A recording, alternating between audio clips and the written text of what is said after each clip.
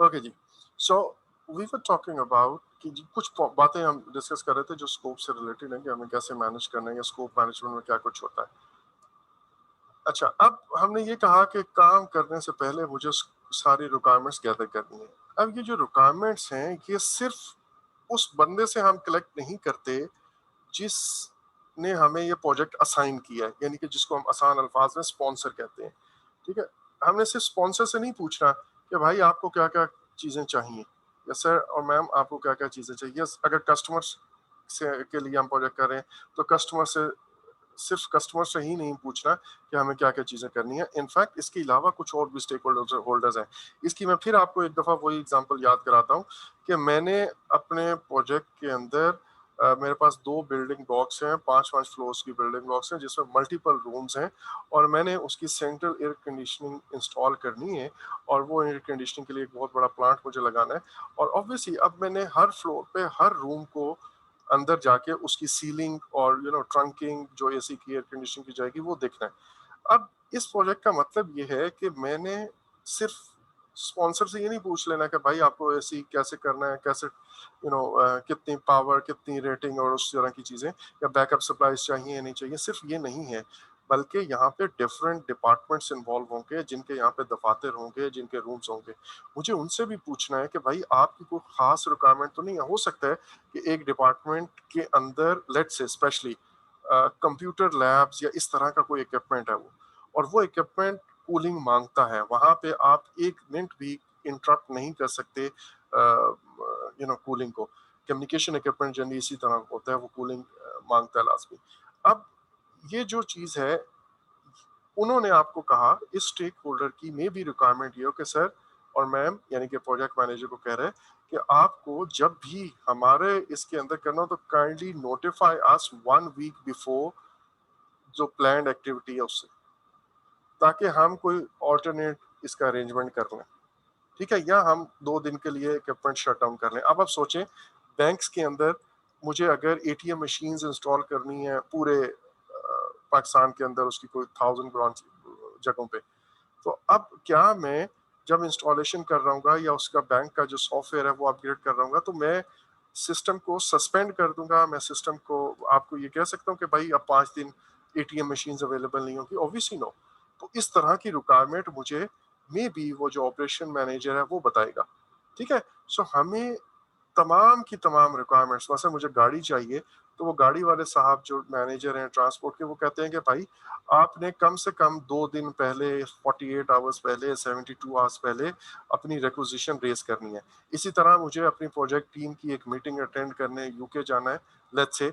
तो हमारा organisation generally होता है कि ऑर्गेनाइजेशन के अंदर ये टिकटिंग वगैरह के लिए एक अलग से डिपार्टमेंट बना होता है जो आपके पासपोर्ट्स और इन चीज़ों को कलेक्ट करके आपकी टिकट, ये अरेंजमेंट, ताकि आपको ये मैनेजमेंट के मसाइल में ना जाना पड़े। तो वो डिपार्टमेंट आपको कह सकता है कि सर कम से कम आपने हमें 15 दिन पहले बताना है विजिट जब भी आपका प्लान होगा।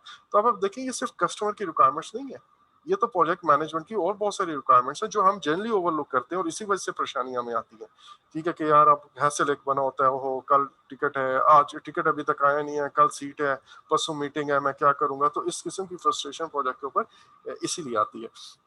सो हमने रिक्वायरमेंट सिर्फ एक स्टेक होल्डर या दो स्टेक होल्डर से नहीं करनी, बल्कि ऑल कंसर्न स्टेक होल्डर से वो रिक्वायरमेंट्स लेनी है। और इसका मतलब क्या है? इसका मतलब ये है कि ये रिक्वायरमेंट गैदरिंग असल में हमारा एक स्टार्टिंग पॉइंट है, and it will take a lot of time. हम जनरली रश करते हैं and we just start the project without properly gathering all the requirements. और यही बाद में ये जो टाइम हम अपनी तरफ से 15-20 दिन का सेव कर लेते हैं, 1 महीने या 2 महीने जो रिक्वायरमेंट गैदरिंग में लगते होते हैं, वो हम बचा लेते हैं, लेकिन उसके बदले हम 2 साल, 1.5 साल, 6 महीने, 8 महीने अपना प्रोजेक्ट लेट कर लेते हैं। So it's very important. Yes, बड़ी समझ आ रही है बात कि it's not an easy task, but this effort will actually save your time and cost. ठीक है, बाहिर ये लग रहा है कि हम ये बड़ा ख्वारी कर रहे हैं, बड़ा खर्चा कर रहे हैं, इतनी डिटेल में जाने की जरूरत नहीं है, but yes, but actually it will save your time and cost in the long run. अच्छा, उसके बाद रिक्वायरमेंट आपको तरह तरह के लोग बहुत सारी रिक्वायरमेंट्स देंगे, जिसके दिल में जो आया वो रिक्वायरमेंट देगा, but you have to check कि भाई वो रिक्वायरमेंट मुझे कोई जिस मकसद के लिए प्रोजेक्ट किया जा रहा है, यानी कि जो मेरा बिजनेस केस है, जिस पर्पस के लिए प्रोजेक्ट किया जा रहा है उस पर्पस को सर्व भी कर रहा है या नहीं, या बस ये एक शश की कई लोगों को शशकों का शौक होता है या एडिशनल रिक्वायरमेंट का शौक होता है, वो डाल देते हैं और यार तू डाल दे इसी बहाने हमारा भी काम हो जाएगा। डिफरेंट ना डिपार्टमेंटल हेड्स बैठे होते हैं, सर वो सीलिंग जो है ना वो उखड़ेगी और सीलिंग के अंदर हमने एयर ट्रंकिंग पास करनी है, और वहां पे ये डिपार्टमेंटल मैनेजर कोशिश करेगा, हो सकता है इसकी ऊपर कोई केबलिंग खराब हुई भी हो, और वो कहेगा यार जब ये सीलिंग खुले ना तो काइंडली केबल्स को भी रिप्लेस कर देना। अब ये इस प्रोजेक्ट का हिस्सा नहीं है, ये इस प्रोजेक्ट के बिजनेस केस या प्रोजेक्ट चार्टर का हिस्सा नहीं है। ठीक है, so you have to compare. Requirement तो हर कोई कहेगा कि यार ये भी कर दो और वो भी कर दो, बट यू हैव टू सी कि यार वो रिक्वायरमेंट ऐड करने से वो मकसद अचीव हो रहा है या नहीं हो रहा, जिस मकसद के लिए हमने प्रोजेक्ट को स्टार्ट किया, मींस द बिजनेस केस।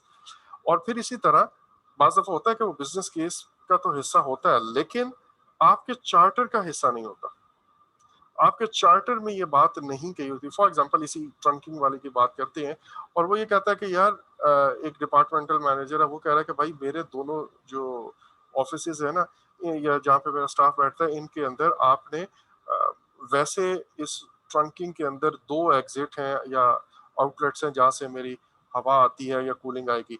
वो कहता है यार हमें ना चार दे दो, हमारे टेबल के अरेंजमेंट कुछ इस तरह से है कि दो बंदे इधर बैठे हुए हैं, दो टेबल इधर लगे हुए हैं, सो ऑन, या दो केबिन इधर हैं, दो केबिन इधर। अब ये चीज बिजनेस केस को तो सर्व कर रही है, यस, बट ये मेरे स्कोप का हिस्सा नहीं है। हमें कहा गया कि हर रूम के अंदर दो एग्जिट्स और उसके आउटलेट्स होंगे ट्रंकिंग के, जहां से ठंडी हवा आएगी। ठीक है, सो ये एक बड़ी माइनर सी एग्जांपल है, छोटी सी, लेकिन ये आपको क्लियर होना चाहिए। रिक्वायरमेंट आएंगी, आपने वो सारी रिक्वायरमेंट्स नहीं अपने पास अपने ऊपर सवार कर लेनी।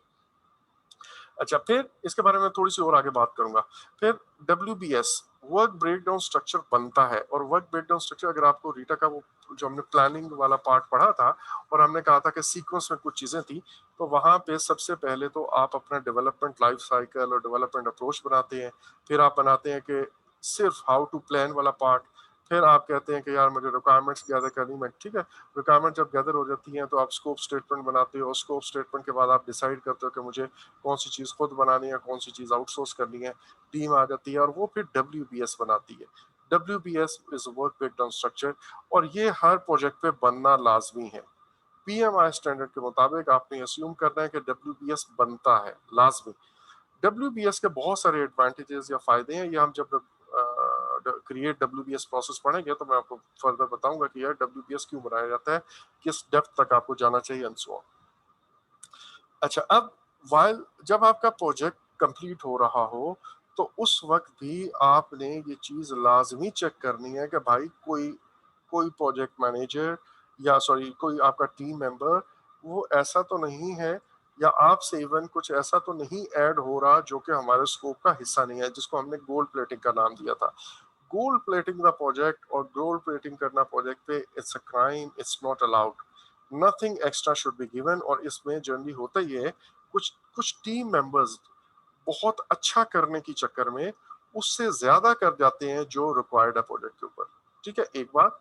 दूसरी बात, कुछ टीम मेंबर्स कस्टमर से कुछ एडवांटेज लेने के लिए ऐसा कर लेते हैं। मसलन मैं अगर यूनाइटेड नेशन के साथ काम कर रहा हूँ, अब यूएन के साथ मैं काम कर रहा हूँ और एक मैं ये चाहता हूँ कि यार वो जो आगे कस्टमर है या जो भी मेरा फोकल पर्सन है इधर यूनाइटेड नेशन का, उस मैनेजर को, उस डायरेक्टर को मैं जरा खुश कर दूं।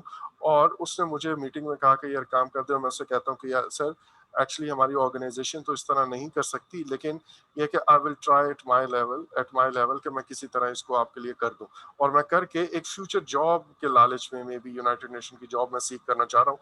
तो मैं इस तरह आपको अपने प्रोजेक्ट टीम मेंबर्स पे भी ये नजर रखनी है कि वो कोई चीज ऐड तो नहीं कर रहे इंटेंशनली और अनइंटेंशनली दोनों। अच्छा करने के चक्कर में आप अनइंटेंशनली भी ऐड कर देते हो। अच्छा, उसके बाद जब भी कहीं से भी स्कोप के अंदर कोई चेंजेस रिकमेंड की जाए, कोई छोटा सा इजाफा हो या कहा जाए कि यार अब हम इसको नहीं करते, तो आपने उस चेंज का, वो जो भी चेंज आप रिकमेंड करते हो कहीं से भी है, या कस्टमर ने कहा है, किसी स्टेक होल्डर ने कहा है, तो आप उसका इफेक्ट जरूर देखें दूसरे नॉलेज एरियाज पे, टाइम के ऊपर क्या इफेक्ट है, कॉस्ट के ऊपर उसका क्या इफेक्ट आएगा, कोई रिस्क तो नहीं इसके अंदर इन्वॉल्व, कोई क्वालिटी पे कॉम्प्रोमाइज तो नहीं हो जाएगा, रिसोर्सेज की कोई रिक्वायरमेंट बढ़ या कम तो नहीं होगी, या इसी तरह कस्टमर सेटिस्फेक्शन पे तो कोई इम्पैक्ट नहीं आएगा। या सो स्कोप के अंदर कोई भी चेंज अगर कोई रिक्वेस्ट करता है तो आपने उसका इफेक्ट जरूर देखना है। अच्छा, अब जो स्कोप के अंदर चेंजेस होंगी वो ऑब्वियसली इन एनी केस इसका एक अप्रूवल चाहिए होगा थ्रू चेंज रिक्वेस्ट। लेकिन आप जनरली कौन सी चेंजेस हैं जो अप्रूव करोगे और कौन सी चेंजेस हैं जो आप रिजेक्ट कर दोगे? तमाम वो चेंजेस जो मेरे प्रोजेक्ट चार्टर का हिस्सा नहीं है और मुझे कोई कह रहा है कि स्कोप में ऐड कर दो या स्कोप से खत्म कर दो, तो मेरे चार्टर में अगर है कि ऐड करना है तो ऐड, मैं सॉरी, वो करना है तो फिर मैं खत्म नहीं कर सकता, मैं लाजमी करूंगा। और इसी तरह अगर कोई मुझे कह रहा है कि ऐड कर दो कुछ, तो और मेरे चार्टर में उस तरह का कुछ नहीं लिखा हुआ, तो मैं कभी भी ऐड नहीं करूंगा। सो मैंने अपने प्रोजेक्ट स्कोप के अंदर जो भी चेंज रिक्वेस्ट आई हैं उनको एवेलुएट करना है कि मेरे चार्टर का हिस्सा है या नहीं है। इस बारे में एक चीज आप याद रखें, सॉरी, कि प्रोजेक्ट मैनेजर को असर्टिव होना पड़ता है। असर्टिव का मतलब अपनी अथॉरिटी वो यूज करे एंड ही और she shall be able to say no. और नो कहने का मतलब ये है कि वो बताए कि सर और मैम, ये जो आप इंक्लूजन करवा रहे हैं प्रोजेक्ट के अंदर सो एंड सो चीज, इनिशियली रिक्वायरमेंट जब मैं गैदर कर रहा हूँ अभी उस वक्त या बाद में कोई एडिशन कर रहा हूँ, दोनों सूरतों में, और वो चीजें मेरे प्रोजेक्ट ऑर्गेनाइजेशन ऑब्जेक्टिव्स के अगेंस्ट है, बिजनेस केस में शामिल नहीं होती, या मेरे बेनिफिट मैनेजमेंट प्लान का हिस्सा नहीं है, या मेरे चार्टर के अंदर नहीं है, तो मैं कभी भी अलाउ नहीं करूंगा कि वो चेंजेस मैं इनकॉर्पोरेट कर लूँ। एग्जाम के अंदर आपने ये चीज लाजमी माइंड में रखनी है। एग्जाम क्वेश्चन में आपको एक ट्रैप किया जाता है और वो ये कहा जाता है कि कस्टमर ने आपके स्पॉन्सर ने आपको या कस्टमर ने कहा कि ये एक चीज है, अगर आप इस चीज को प्रोजेक्ट के अंदर ऐड कर देंगे तो ये आपकी ऑर्गेनाइजेशन के लिए भी बेनिफिट है, इंसानियत के लिए भी बहुत फायदे की चीज है, और पता नहीं क्या कुछ उसके फायदे बताते हैं और वो इतने अच्छे आपको लगते हैं एक्चुअली। और इसका एक फायदा ये होगा कि आप उसी कॉस्ट, उसी टाइम के अंदर रहते हुए एक बहुत अच्छी चीज कर लेंगे और एंड सो ऑन। तो वो आपको इतना अट्रैक्टिव बनाते हैं कि आपको लगता है कि यार हाँ यही ऑप्शन है। नो, अगर वो मेरे चार्टर से बाहर है तो भाई मैं उसको नहीं करूंगा, चाहे वो सोने की चीज क्यों ना मुझे दे रहा हूँ। ठीक है, सो आपने ये एटीट्यूड अपने माइंड में रखना है। आपका जहन में हो कि जाई जितना भी अननेसेसरी स्कोप होगा वो टाइम कॉस्ट या रिस्क या कुछ ना कुछ एफर्ट उसके अंदर वो लाजमी मांगेगा, और आप एज अ प्रोजेक्ट मैनेजर ये कभी भी नहीं चाहेंगे कि यार extra time, extra cost, extra risk जो है वो आपको मिले। सो आप ये कहेंगे, मतलब मे बी यू मे से समथिंग लाइक दैट कि यार ये आपकी बात बहुत वैलिड है और आई गेस कि ऐसा होना चाहिए। आई वुड रिक्वेस्ट कि आप इसका एक प्रपोजल बनाएं और ये मैनेजमेंट को भेजें। और अगर आपको ये लगता है कि हमारे ही प्रोजेक्ट के अंदर आपने ये काम करवाना है तो इट्स बेटर। मसलन जैसे अभी हमने कल एक बात की थी कि जी यार अगर मैं सड़क उधेड़ रहा हूँ, सड़क पूरी खोद ही रहा हूँ, तो फिर और हमारा एक और प्रोजेक्ट पेंडिंग में पड़ा हुआ है, ये काम पेंडिंग में पड़ा हुआ है कि आपको नए पाइप या नई कुछ और चीजें बिछानी है या फुटपाथ अपग्रेड करना है, तो now this is the right time. ठीक है, लॉजिकली बात ठीक है, लेकिन मेरे स्कोप में नहीं है, तो मैं उसे ये रिकमेंड करूंगा कि यार काइंडली आप ना कोशिश करें कि इस केस को इमीडिएटली टॉप मैनेजमेंट के लिए बताएं। तो फिर yes I can coordinate with you, आप इसको एक सेपरेट प्रोजेक्ट के तौर पे कर लें और मुझे भी अप्रूवल ले दें, या फिर मेरे प्रोजेक्ट का भी हिस्सा बनाना है ना तो अप्रूवल ले दें। मेरे चार्टर में फिलहाल ये नहीं है, मैं ये नहीं कर सकता। ठीक है, तो इस किस्म की बात आप सजेस्ट जरूर कर सकते हो अगर आपको वाकई वो बेनिफिशियल लगता भी है तो। उसके बाद ये तो है इनिशियल टाइम पे जब आपका प्रोजेक्ट की रिक्वायरमेंट है, लेकिन during the course of the project आपने कंटिन्यूसली देखना है कि भाई मैं कुछ ऐसा तो नहीं कर रहा जो मेरे प्रोजेक्ट में नॉट इंक्लूडेड है। So I have to be very clear what all is included and what all is not included in the project. और फिर मैं यार ज़ाहिर है during the course of the project मैं अपनी स्कोप की परफॉर्मेंस देखूंगा, और अगर वेरिएंस है, कम अच्छा जा रहा हूँ, ऊपर जा रहा हूँ या कम जा रहा हूँ, दोनों सूरतों में मैं उसके अंदर कुछ एडजस्टमेंट मुझे जरूरत होती है। और वो एडजस्टमेंट का बुनियादी रूल क्या है, अगर मैं जर्नल टर्म्स में बात करूं, वो ये है कि अगर मेरी वेरिएंस मेरी एक्सेप्टेबल लिमिट से, जिसको हमने नाम दिया हुआ था थ्रेशोल्ड का, अगर मेरी एक्सेप्टेबल लिमिट्स या थ्रेशोल्ड से ज्यादा है या कम है, तो उस सूरत में मैं ऑब्वियसली एडजस्टमेंट करना चाहूंगा, जिसके बारे में हमने एक करेक्टिव एक्शन का नाम सुना हुआ था। करेक्शन या करेक्टिव एक्शन या प्रिवेंटिव एक्शन में कोई लूंगा। सो उसके बाद प्रोजेक्ट मैनेजर का ये काम है कि वो जो डिलीवरेबल्स बनेंगे, इंटरिम डिलीवरेबल्स, उनको साथ के साथ उसकी एक्सेप्टेंस लेता जाए, लास्ट डे तक हर चीज पेंडिंग ना रखे, जिसको हमने वैलिडेट स्कोप का नाम दिया था कि वैलिडेट स्कोप में आप कस्टमर को बुला के जो जो डिलीवरेबल्स बनते जाते हैं हमारी क्वालिटी वाले ने क्लियर कर दिए, अब आप उसको एक्सेप्टेंस उसकी कस्टमर से लेते रहे।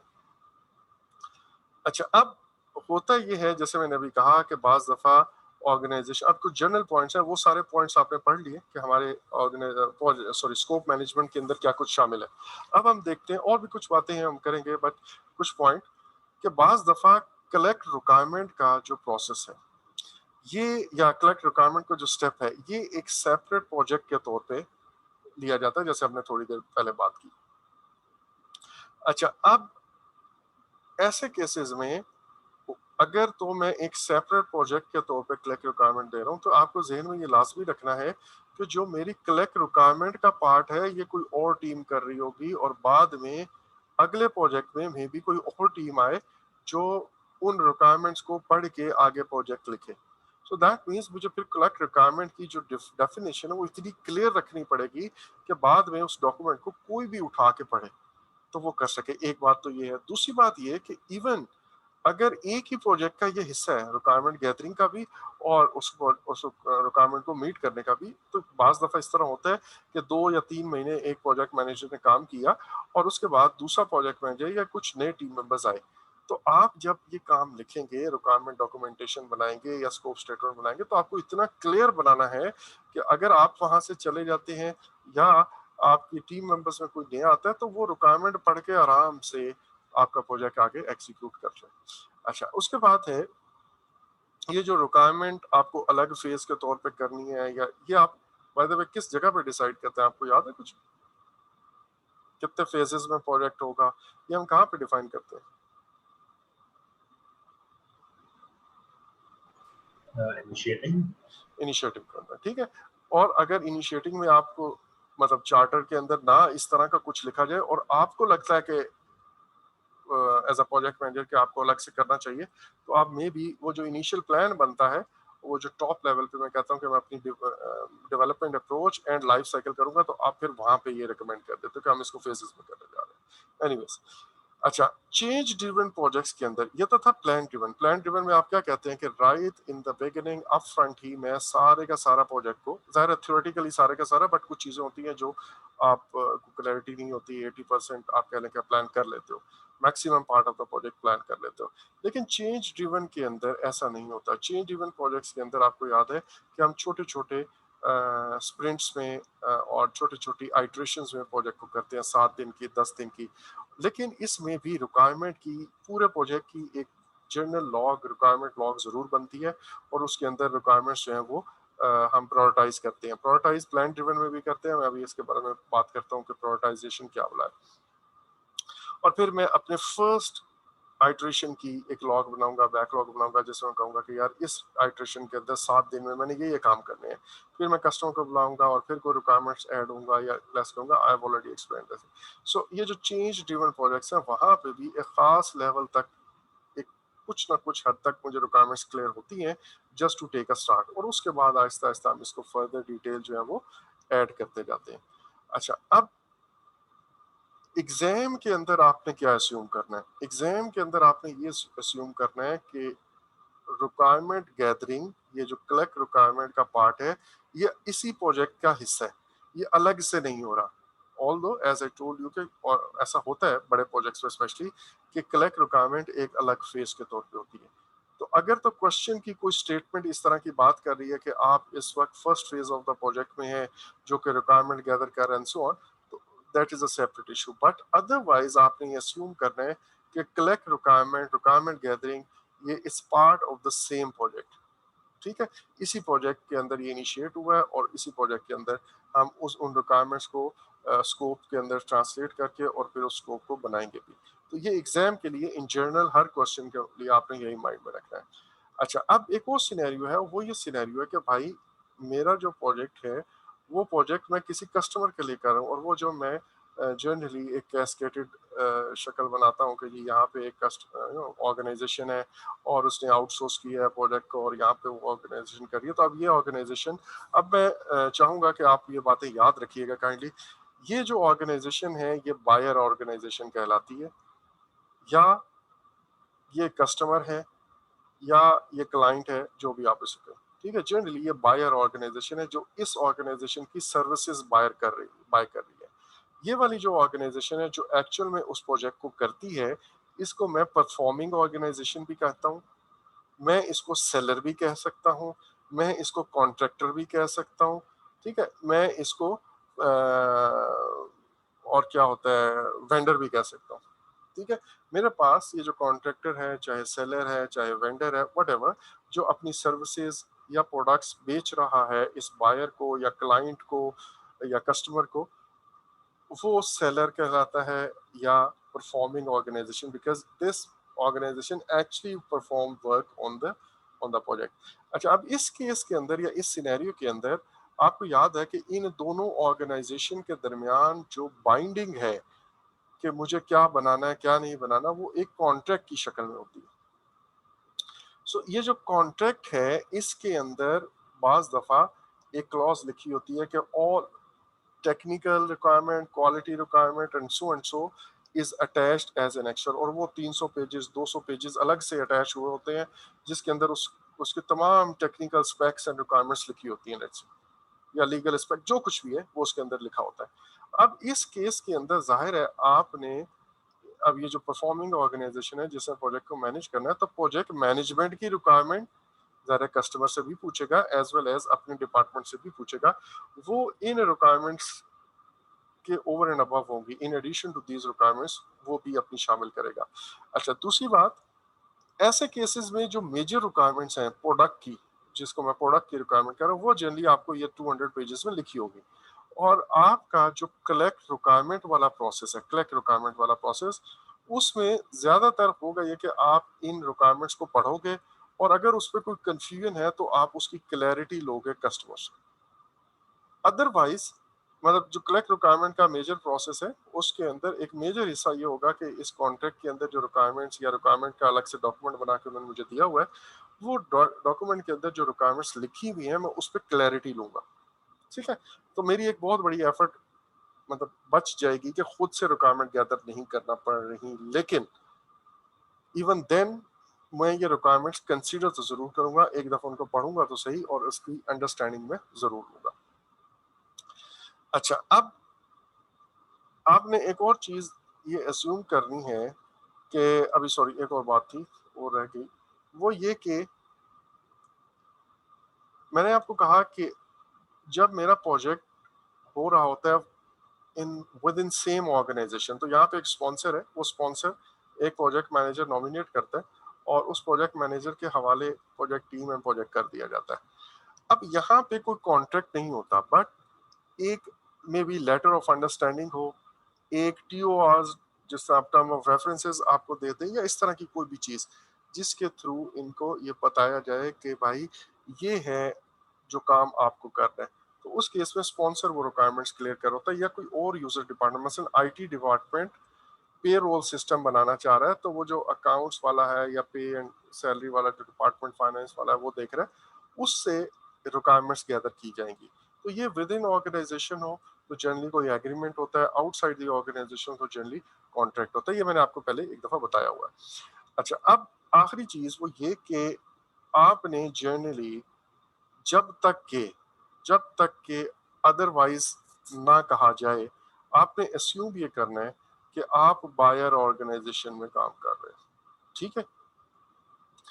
अच्छा, अब बायर किस सूरत में, जब आप प्रोक्योरमेंट कर रहे हैं, ये आपने याद रखना है कि अगर प्रोक्योरमेंट का कोई क्वेश्चन आएगा तो प्रोक्योरमेंट के क्वेश्चन में आपने किसी को, दूसरी ऑर्गेनाइजेशन को कुछ काम या कुछ मटेरियल खरीदने के लिए उसको वो चीज आउटसोर्स कर दी है और आप इस ऑर्गेनाइजेशन के बायर हैं। इन जनरल आपने ये माइंड में रखना है जब प्रोक्योरमेंट के क्वेश्चन आए। लेकिन प्रोक्योरमेंट के अलावा जितने भी क्वेश्चंस हैं उसमें आप खुद प्रोजेक्ट परफॉर्म कर रहे हैं, ये आपने याद रखना है। उसमें आप जनरली सेलर ऑर्गेनाइजेशन होते हैं और या आप जनरली परफॉर्मिंग ऑर्गेनाइजेशन होते हैं जो प्रोजेक्ट पे काम कर रहे हैं।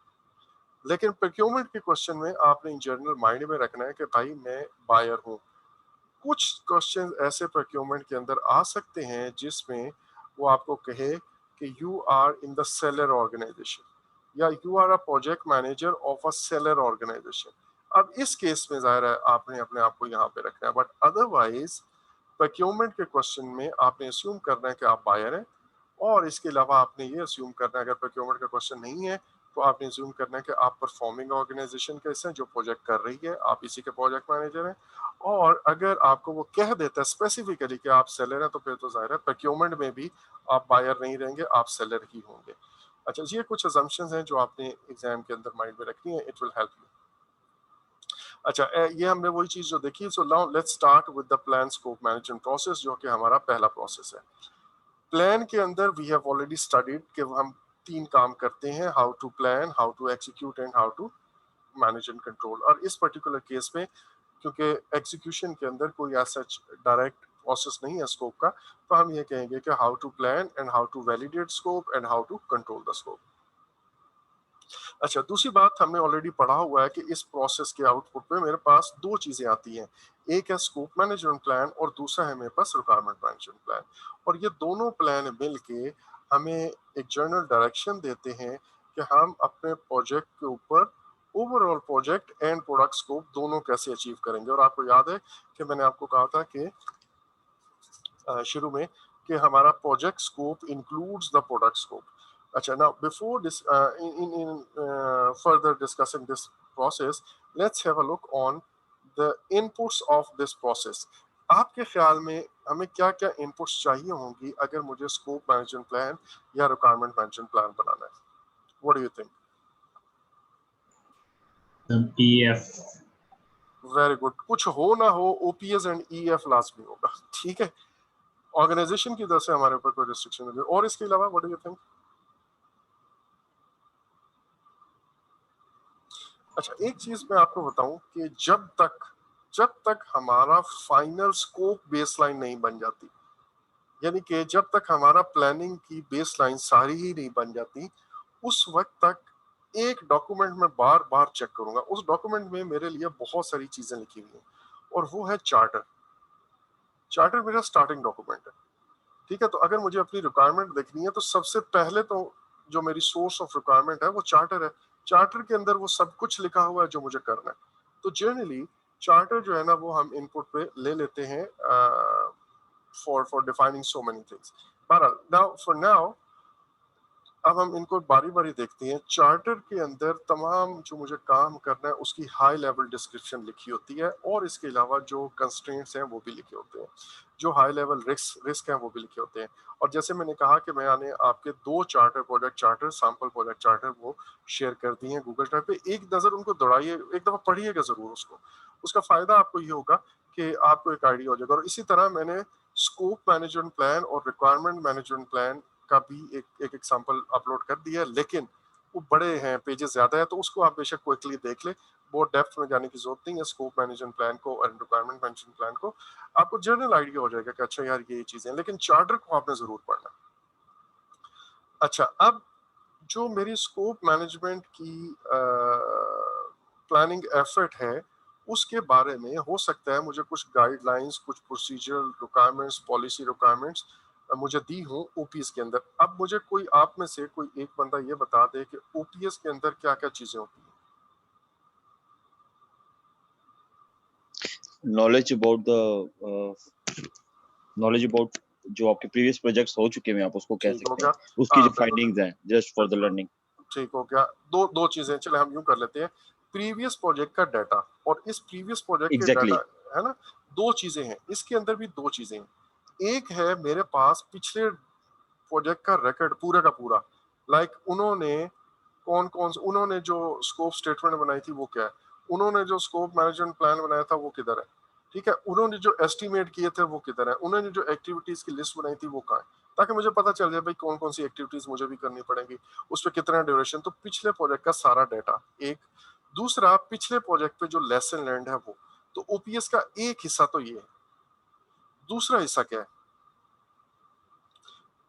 दूसरा हिस्सा है जो हम करंट डेवलप कर रहे होंगे, नहीं, ऑर्गेनाइजेशन पॉलिसीज एंड प्रोसीजर्स।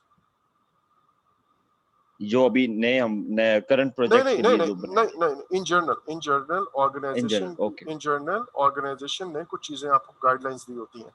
अब हर प्रोसेस मतलब वो आपको हेल्प आउट करती है।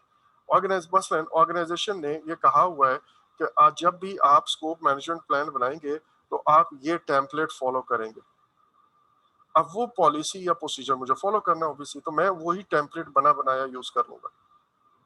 और अगर वो जो टेम्पलेट की समझ नहीं आ रही तो प्रीवियस मेरे पास स्कोप मैनेजमेंट प्लान होगा, उससे देखे कि यार इसने इस हेडिंग के नीचे क्या क्या लिखा था, वो अच्छा ये लिखा था, चलिए मैं ऐड कर लूंगा। So this OPA will help me assist. ठीक है जी। सो ओपीएस के दो हिस्से हैं, ये आपने आप पक्का याद रख लेना। ओपीए के दो पार्ट्स हैं। एक है प्रीवियस प्रोजेक्ट का डाटा, जिसके अंदर पुराने प्रोजेक्ट के एस्टीमेट, पुराने प्रोजेक्ट के जितने डॉक्यूमेंट्स हैं जो जो उन्होंने किया वो सब शामिल है। जो फाइल्स वो जमा कराएंगे, जो ईमेल्स वो करेंगे, वो सब कुछ। और दूसरा जो लेसन लर्न उन्होंने अपने इस पूरे प्रोजेक्ट में लिखे हुए हैं वो। और सेकंड पार्ट जो है इस प्रीवियस डॉक्यूमेंट्स के अलावा मेरे पास है जो पॉलिसीज एंड प्रोसीजर्स हैं वो। ठीक है जी। सो ये दोनों चीजें मुझे एक्चुअल में हेल्प करेंगी कि मैंने प्लान जो है वो कैसे करना है। अब इसके अलावा मुझे दो चीजें और चाहिए, एक है प्रोजेक्ट लाइफ साइकिल और एक है डेवलपमेंट अप्रोच। आपके ख्याल में ये दोनों चीजें मुझे कहाँ से मिलेंगी?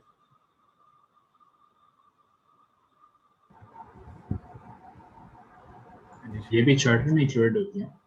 नहीं, ये प्रोजेक्ट मैनेजमेंट प्लान का हिस्सा बनता है। आपने वो प्लानिंग वाला सीक्वेंस बिल्कुल नहीं पढ़ा हुआ। मैंने आपको बार बार कह रहा हूँ, देखें ये टाइम जाया होगा इसमें अच्छा खासा। आप लोगों को चैप्टर 3 जो लास्ट वीडियो लेक्चर है 4, वो आपको अजबर होने चाहिए। ठीक है, आपको याद है कि जब हम प्लानिंग करते हैं तो प्लानिंग के अंदर सबसे पहले ये चीज बताते हैं कि मेरी डेवलपमेंट अप्रोच क्या होगी, एजाइल होगी या वाटरफॉल होगी।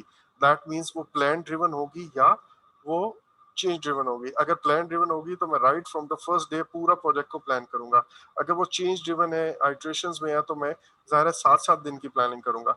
तो ये मुझे पहले क्लियर होगा तो उसके मुताबिक फिर मैं स्कोप मैनेजमेंट प्लान बनाऊंगा। अगर चेंज ड्रिवन है तो जाहिर है मुझे छोटे छोटे प्लान बनाने पड़ेंगे या आइट्रेशन में करने पड़ेंगे। और अगर प्लान ड्रिवन है तो जाहिर है मैं उसको राइट इन द बिगिनिंग पूरी डिटेल में प्लानिंग करूंगा। तो planning effort depends on the development approach.